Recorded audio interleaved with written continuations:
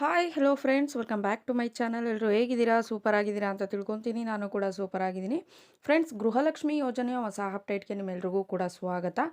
ಏನಪ್ಪ ಬೆಳ್ಳಂಬೆಳಗ್ಗೆ ಏನು ಇವತ್ತು ಗುಡ್ ನ್ಯೂಸ್ ಅಂತ ನೀವು ಕೇಳ್ಬೋದು. ಹೌದು ಫ್ರೆಂಡ್ಸ್, 9ನೇ ಕಂತಿನ ಹಣ ನಿಮ್ಗೇನಾದರೂ ಬಂದಿಲ್ಲ ಅಂತ ಅಂದರೆ, ಜೊತೆಗೆ 8ನೇ ಕಂತಿನ ಹಣ ಕೂಡ ನಮಗೆ ಬಂದಿಲ್ಲ. ಆಲ್ರೆಡಿ ಚುನಾವಣೆ ಕೂಡ ಆಗೋಯಿತು. ಇದ್ರ ಜೊತೆಗೆ ಕೆಲವೊಬ್ಬರಿಗೆ ಏನಾಗಿದೆ ಅಂತ ಅಂದರೆ, ಹಣ ತುಂಬಾ ಪೆಂಡಿಂಗ್ ಉಳ್ಕೊಂಡಿದೆ. ಇನ್ನು ಕೆಲವೊಬ್ಬರಿಗೆ ಹೇಳಬೇಕು ಅಂತ ಅನ್ನೋದಾದರೆ, ತಮಗೆ ಗೃಹಲಕ್ಷ್ಮಿ ಯೋಜನೆಯ ಹಣನೇ ಬಂದಿಲ್ಲ, ಒಂದು ಕಂತಿನ ಹಣ ಅಂತ ತುಂಬ ಜನ ಮೆಸೇಜಸ್ನ ಮಾಡ್ತಿರ್ತೀರೋ. ಸೊ ಈ 4 ಕ್ಯಾಟಗರಿಯವ್ರಿಗೂ ಕೂಡ ಇವತ್ತು ನಾನು ಈ ಒಂದು ವಿಡಿಯೋದಲ್ಲಿ ನಿಮಗೆ ಆನ್ಸರನ್ನು ಕೊಡ್ತೀನಿ. ಸೊ ಹಾಗಾಗಿ ವಿಡಿಯೋನ ಎಲ್ಲೂ ಕೂಡ ಸ್ಕಿಪ್ ಮಾಡೋದಕ್ಕೆ ಹೋಗಬೇಡಿ. ಜೊತೆಗೆ ಈ ಒಂದು ಮಾಹಿತಿಯನ್ನು ಆದಷ್ಟು ಶೇರ್ ಮಾಡಿ. ಸೊ ಬನ್ನಿ ಫ್ರೆಂಡ್ಸ್, ವಿಡಿಯೋನ ಸ್ಟಾರ್ಟ್ ಮಾಡೋಣ. ಸ್ಟಾರ್ಟ್ ಮಾಡೋದಕ್ಕಿಂತ ಮುಂಚೆ ನೀವೇನಾದರೂ ಹೊಸದಾಗಿ ನಮ್ಮ ಚಾನಲ್ನ ನೋಡ್ತಾ ಇದ್ದರೆ ಸೊ ಪ್ಲೀಸ್ ಬೇಗ ಬೇಗ ಸಬ್ಸ್ಕ್ರೈಬ್ ಮಾಡ್ಕೊಳ್ಳಿ. ಜೊತೆಗೆ ಪಕ್ಕದಲ್ಲಿ ಕಾಣ್ತಿರುವಂಥ ಒಂದು ಬೆಲ್ಲೈಕನ್ನ ಕ್ಲಿಕ್ ಮಾಡಿ ದೆನ್ ಆಲ್ ಅನ್ನೋ ಆಪ್ಷನ್ ಮೇಲೆ ಕ್ಲಿಕ್ ಮಾಡಿದ್ರೆ ನಾನು ಹಾಕೋ ಪ್ರತಿಯೊಂದು ಹೊಸ ವಿಡಿಯೋದು ನೋಟಿಫಿಕೇಷನ್ ಎಲ್ರಿಗಿಂತ ಮೊದಲು ನಿಮಗೆ ರೀಚ್ ಆಗುತ್ತೆ. ಸೊ ಎಲ್ರಿಗಿಂತ ಮೊದಲು ವಿಡಿಯೋನ ನೀವೇ ನೋಡ್ಬೋದು.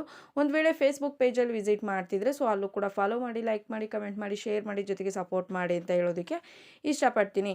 ಫ್ರೆಂಡ್ಸ್, ಮೊದಲನೇದಾಗಿ ಗೃಹಲಕ್ಷ್ಮಿ ಯೋಜನೆಯ 9ನೇ ಕಂತಿನ ಹಣ ನಮಗೆ ಇನ್ನೂ ಕೂಡ ಬಂದಿಲ್ಲ ಅಂತ ಕೆಲವೊಬ್ಬರು ಮೆಸೇಜಸ್ನ ಮಾಡ್ತಿರ್ತಾರೆ.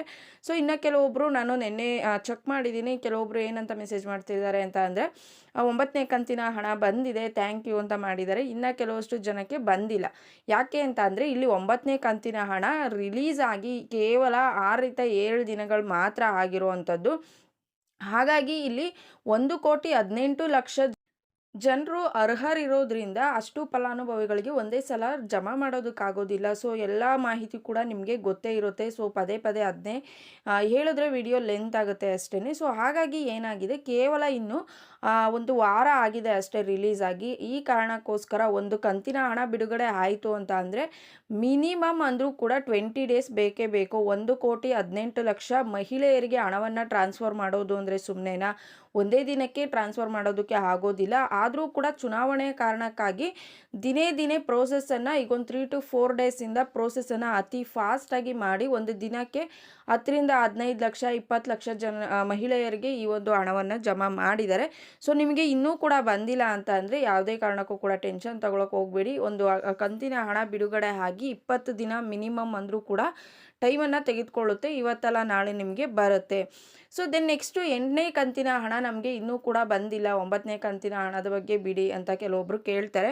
ಸೊ ಇಲ್ಲಿ ಏನಾಗ್ತಿದೆ ಅಂತ ಅಂದರೆ, 8ನೇ ಕಂತಿನ ಹಣ ಬಂದಿಲ್ಲ ಅಂತಂದರೆ ನಿಮಗೆ ಎಷ್ಟು ಕಂತಿನ ಹಣ ಬಂದಿರುತ್ತೆ ಅಷ್ಟು ಕಂತಿನ ಹಣ ಅವ್ರ ಹತ್ರ ಇರುತ್ತೆ. ಲಿಸ್ಟು, ನಿಮ್ಮ ಪ್ರತಿಯೊಂದು ಲಿಸ್ಟು ಕೂಡ ಇರುತ್ತೆ. ಸೊ ನಿಮಗೆ ಎಷ್ಟು ಪೆಂಡಿಂಗ್ ಉಳ್ಕೊಂಡಿದೆ ಅನ್ನೋದ್ರ ಬಗ್ಗೆ ಅವ್ರು ಚೆಕ್ ಮಾಡೇ ಮಾಡ್ತಾರೆ, ವೆರಿಫೈ ಮಾಡ್ತಾರೆ.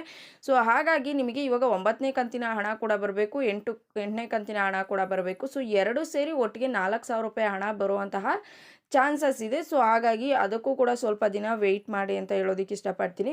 ಸೊ 9ನೇ ಕಂತಿನ ಹಣ ಬಂದಿಲ್ಲ ಅಂತಂದರೆ 2 ಕಂತು ಸೇರಿಬಿಟ್ಟು ನಿಮಗೆ ಒಂದೇ ಸಲ ಹಣ ಬರೋದಾಗಿ ತಿಳಿಸಿದ್ದಾರೆ ಅಂತಲೇ ಹೇಳ್ಬೋದು. ದೆನ್ ನೆಕ್ಸ್ಟು ನಮಗೆ ಹಲವಾರು ಪೆಂಡಿಂಗ್ ಹಣ ಉಳ್ಕೊಂಡಿದೆ. ಒಂದು 3-4 ಕಂತಿನವರೆಗೂ ಬಂದಿದೆ, ನೆಕ್ಸ್ಟ್ ಕಂತು ಬಂದಿಲ್ಲ ಅಂತ ಕೇಳ್ತಾರೆ. ಸೊ ಅಂಥವ್ರಿಗೆ ಏನಾಗಿದೆ ಅಂತಂದರೆ, ಕೆಲವಷ್ಟು ಜನಕ್ಕೆ ಏನು ಮಾಡಿದ್ದಾರೆ ಅಂತಂದರೆ 4 ಕಂತು 5 ಕಂತನ್ನು ಸೇರಿಸ್ಬಿಟ್ಟು ಒಟ್ಟಿಗೆ 8,000 10,000 ಹಣವನ್ನು ಜಮಾ ಮಾಡಿದ್ದಾರೆ.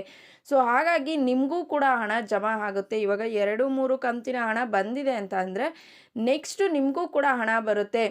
ಅದಕ್ಕಿಂತ ಮುಂಚೆ ನೀವು ನಿಮ್ಮ KYCಯನ್ನು ಚೆಕ್ ಮಾಡಿಸಿ, ಆದಷ್ಟು ನಿಮ್ಮ ಸ್ಟೇಟಸ್ಗಳನ್ನು ಅವಾಗವಾಗ ಚೆಕ್ ಮಾಡ್ಕೊಳ್ತಾ ಇರಿ.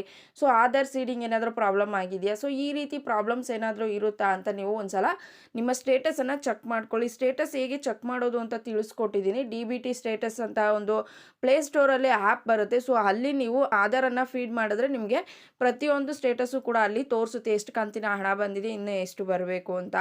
ದೆನ್ ನೆಕ್ಸ್ಟು ಕೊನೆಯದಾಗಿ ಹೇಳೋದಾದರೆ, ನಮಗೆ ಒಂದು ಕಂತಿನ ಹಣನೇ ಬಂದಿಲ್ಲ ಅಂತ ಅನ್ನೋರಿಗೆ ಹೇಳೋದಾದರೆ, ನೀವು ನಿಮ್ಮ ಸ್ಟೇಟಸನ್ನು ಚೆಕ್ ಮಾಡಿಕೊಂಡು ನೀವು ಅಪ್ಲೈ ಮಾಡಿರುವಂತಹ ಅಕ್ನಾಲೆಡ್ಜ್ಮೆಂಟನ್ನು ತೆಗೆದುಕೊಂಡು ನಿಮ್ಮ ಒಂದು ಮಹಿಳಾ ಹಾಗೂ ಮಕ್ಕಳ ಅಭಿವೃದ್ಧಿ ಕಲ್ಯಾಣ ಇಲಾಖೆಗೆ ಭೇಟಿ ನೀಡಿ ಅಲ್ಲಿ ಆಧಾರ್ ಆಗಿರ್ಬೋದು, ನಿಮ್ಮ ಅಕ್ನಾಲೆಡ್ಜ್ಮೆಂಟ್ ಆಗಿರ್ಬೋದು, ಸೊ ಇಂಥ ಡೇಟ್ಗೆ ನಾವು ಅಪ್ಲೈ ಮಾಡಿದ್ದೀವಿ ಬಟ್ ಒಂದು ಕಂತಿನ ಹಣ ಬಂದಿಲ್ಲ ಅಂತ ಅಲ್ಲಿ ಹೋಗಿ ವಿಚಾರಿಸಿ ನಿಮಗೆ ಕಂಪ್ಲೀಟ್ ಮಾಹಿತಿ ಸಿಗುತ್ತೆ ಏನಕ್ಕೆ ಹಣ ಬಂದಿಲ್ಲ ಅಂತ.